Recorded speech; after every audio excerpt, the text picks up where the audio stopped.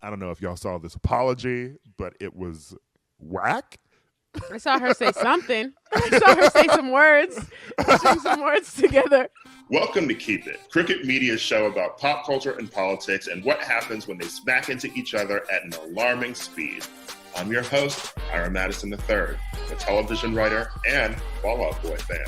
I'm Louis Virtel. I'm a TV writer and Jane Fonda historian. And I'm Aida Osman. I'm a TV writer and alleged comedian. Let's get into it. My Keep It this week is to Miss Ellen Degeneres, who did an apology on her show this last week for the allegations of misconduct on her show and of the producers that had to be fired for preying on people who worked on the show, sexually harassing people, and also just the general air of toxicity that seemed to exist at the Ellen show. I don't know if y'all saw this apology, but it was whack. I saw her say something. I saw her say some words, string some words together. I knew that the apology was going to be like this because if you recall, every time Ellen has had to apologize for something before, it has always sounded so disingenuous. Mm-hmm. Like when she was first dragged about hanging out with George Bush, the war criminal, she started her apology by being like, listen, I'm friends with a lot of people across the aisle. Here's the thing. I'm friends with George Bush. In fact, I'm friends with a lot of people who don't share the same beliefs that I have. We're all different, and I think that we've forgotten that that's okay, that we're all different. And like, ooh, I guess there was an uproar about like me being at a game this weekend, Like every time like something happens with Ellen, and she did it with this apology too, she always starts out the apology by like acknowledging what happened in a way that it seems like, can't believe this happened, How was everybody's summer? Good? Yeah? Mine was great. Super terrific. Also, don't really start it with a joke. I don't know. It's like the situation is serious enough that it demanded greater specificity. Like, as I was sitting there watching it, my problem was, I've now discussed it on this podcast a number of times, or I've discussed it with my friends a number of times. I was struggling to remember what had occurred. Like as she was sitting there, like, what are you apologetic for? Like, there are layers of things going on here. And by the way, again, she did point this out. There's a world of difference between Ellen is not as nice as she seems on the show, which, by the way, who cares? Yeah.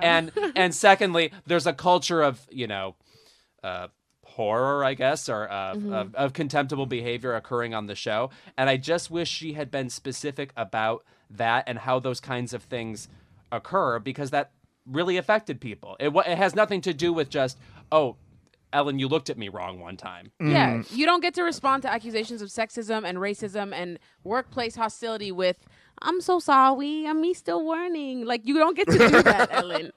Well, also opening up her apology with like, if anybody's thinking of changing their title or giving yourself a nickname, don't go with the kind lady. Being known as the Be Kind Lady is a tricky position to be in. So let me give you some advice out there. If anybody's thinking of changing their title or giving yourself a nickname, do not go with the Be Kind Lady. Don't do it. It's like you've literally just undercut everything that you're about to say by how you open your apology. And it's just so rude and dismissive, to be honest. It reminds me of the George Bush thing. It reminds me of how she was so rude and dismissive of people who had astute criticisms of Kevin Hart, for his homophobia. And she was conflating them with people just sort of like being mean to him online, right? And I think, unfortunately, this is a thing that will always be a problem with tackling situations when it comes to Ellen, right? Because she has branded herself as this sort of like nice person, like be kind to everyone else, and in her mind, like she always conflates criticisms of herself or people in her orbit with people, are just sort of like being mean. Mm-hmm. And there's a difference, yes, between like you can be a bitch, Ellen, to be honest, like you could be I don't care if you're a bitch behind the scenes, like when people were talking about how like the security guard ones was like she wasn't making eye contact with me, or she was like sort of dismissive and rude. I'm like, she can do that. You know, as long as she's treating people like with respect at work, she doesn't have to be your friend, you know? And she really doesn't have to be a friend to people like who like come up to her on the street. You know, whenever someone's like, oh, the celebrity was mean to me, like I went up and asked them for like a photo, and it's like, they can be mean to you. Like, get out of their face, you know? But there is this marked difference here, and she doesn't really get that. And I also found it so exploitative for her to talk about how she first started saying, like, be kind to people because it came in the wake of Tyler Clemente's suicide. I started saying be kind to one another after a young man named Tyler Clemente took his own life after being bullied for being gay. I thought the world needed more kindness, and it was a reminder that we all needed that. And I think we need it more than ever right now.